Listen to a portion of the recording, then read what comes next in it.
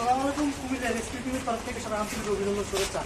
বড়ক বাজারটা আমরা সাপের সন্ধান প্রায় অনুভূতি আমরা সবসময় দিয়ে চালাই। তবে আমরা জানি যে ওই জায়গায় সাপ আছে, প্রায় বড় এরিয়া অন্তর্ভুক্ত সাপ আছে। রিংকেট স্নেক ইংরেজি নাম, আর বাংলা নাম হচ্ছে দুধরাজ, তামাটে মাথার দুধরাজ। এই দেখেন কি সাপ, এই পরিবেশে বহুত গুরুত্বপূর্ণ ভূমিকা পালন করে। এই সাপটি প্রচুর উপকারী আছে,